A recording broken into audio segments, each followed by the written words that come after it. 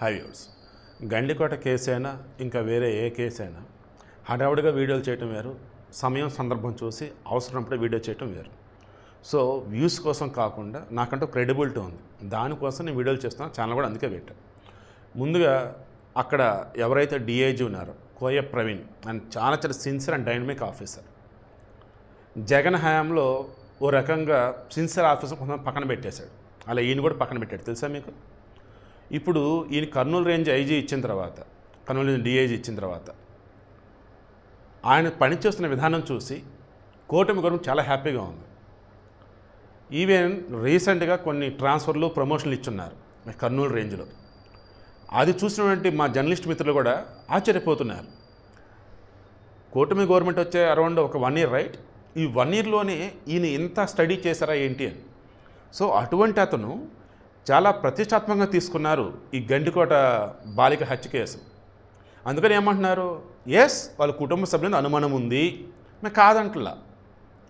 అయితే ఎప్పటిలోపు కేసును ఫైనలైజ్ చేస్తాం, ఎప్పటిలోపు కేసు ఛార్జ్షీట్ పెడతాం, లేదన్నప్పుడు అసలు ఎప్పటిలోపు హంతకులు పట్టుకుంటామంటే మా దగ్గర దివ్యశక్తులు లేవు, మానవ శక్తిని మాత్రమే నమ్మేమని చెప్పి చాలా ప్రాక్టికల్గా మాట్లాడాడు. సో ఇక్కడ మనం కొన్ని విషయాలు మాట్లాడుకోవాలి. ఈ కేసును ఒక్కసారిగా మలుపు తిప్పింది జాతర. ఏంటి ఆ జాతర? గండికోట పెన్నా నది అవతల వచ్చేసి నది అవతల గ్రామం ఉంది. ఆ గ్రామంలో రోజు జాతర ఉంది. అక్కడొక టవర్ ఉంది, సెల్ టవర్. నెక్స్ట్ గండికోటలో ఒకటి ఉంది. ఈ టవర్ సంబంధించి ఆ డేటా ఏదైతే తీసుకుంటున్నారో అది క్రాస్ చెక్ చేస్తూ పోతూ ఉంటాయి. ఇప్పుడు ఏం చేయాలి, నేరో డౌన్ చేయాలి. దట్ మీన్స్ మొత్తం ఫిల్టర్ చేసుకుంటూ పోయి ఫైనల్గా ఇదిగో ఇంతమందిరా, సో వాళ్ళని విచారిద్దాంరా అన్నదాకా రావాలి. మరలా నేను మొన్న కూడా చెప్పిన, మనకున్న సమాచారం మేరకు, మనకున్న అప్డేట్ మేరకు వాళ్ళ అన్నదమ్ములు బ్రహ్మయ్య, కొండయ్య, సుబ్బయ్య, వాళ్ళ బావ సుబ్రహ్మణ్యం, వీళ్ళ నలుగురని మాట్లాడుకున్నాం. అండ్ సురేంద్ర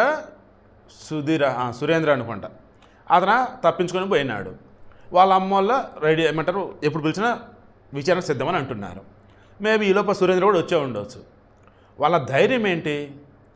సేమ్ మచ్చుమరి ఘటనలో ఆధారాలు ఏమీ లేకుండా చేస్తే ఏం చేయలేకపోయారు.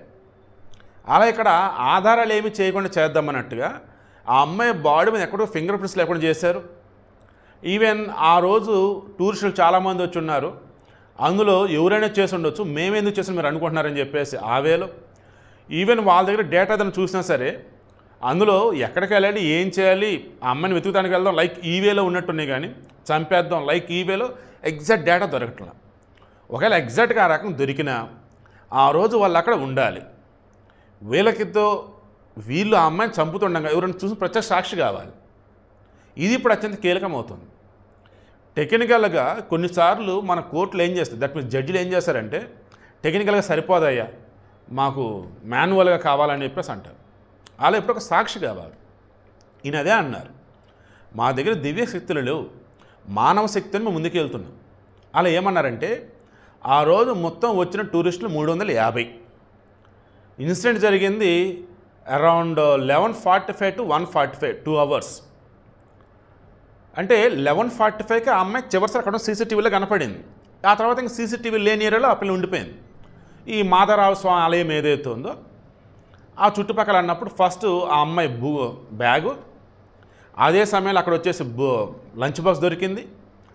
దెన్ అదే కొంచెం దూరంలో వచ్చేసి అమ్మాయి చున్నీ, ఆ తర్వాత ఆ టెంపుల్ బ్యాక్ సైడ్ ముళ్ళ పొదలో అమ్మాయి బాడీ. ఇలా చూస్తున్నప్పుడు కూడా ఎక్కడ కూడా వేరే వాళ్ళ ఆనవాళ్ళు కనిపించట్లా. అందుకని ఏం చేస్తున్నారు, మొత్తం 350 మందిని విచారించలేరు. ఆ సమయంలో ఉన్న వాళ్ళు ఎంతమంది అని చెప్పి చూస్తే టెక్నికల్గా అన్నప్పుడు 69 మంది వెళ్తున్నారు. ఇప్పుడు ఈ 69 మందిని కూడా విచారించడానికి వాళ్ళ ఊర్లో పంపారు తెలుసా పోలీసులు. ఆల్రెడీ మొత్తం 18 బృందాలు. ఇందులో డిఎస్పీలు ఉన్నారు, ఎస్పీ ఉన్నారు, సిఐలు, ఎస్ఐలు, కానిస్టేబుళ్ళు. సో ఇంతమంది కూడా ఇందులో ఏం చేస్తున్నారు, అసలు ఆ రోజు ఎవరెవరు వచ్చున్నారు, ఏమేం చేస్తున్నారు, ఎందుకు వచ్చున్నారు, ఇవన్నీ కూడా తీస్తున్నారు. మెయిన్గా అక్కడ ఉన్నటువంటి గండికోట రిసార్ట్ నడిపే వాళ్ళు కావచ్చు, రూములు ఇచ్చేవాళ్ళు కావచ్చు, ఒక క్లారిటీ ఇచ్చేశారు. మైనర్లకు కనుక రూములు ఇస్తే తాట తీస్తాం ఇస్తారని చెప్పేశాడు.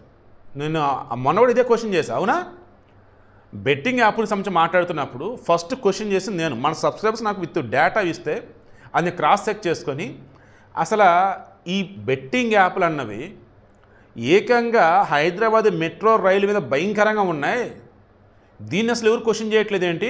సజ్జనార్ గారు చిన్న చిన్న చేపలుగా స్వరశాపం చూడండి ముందని చెప్పేసి అన్న ఆ రోజే ఏబిఎన్లో డిబేట్లు ఇదే హైలైట్ చేశారు. ఇక ఆ తర్వాత అంతా కూడా ఇంకా దాన్ని ఎలా ముందుకు తీసుకెళ్ళారంటే మనకు తెలిసింది. సో అదే వేళనే మనం రైస్ చేస్తుంది ఏంటి?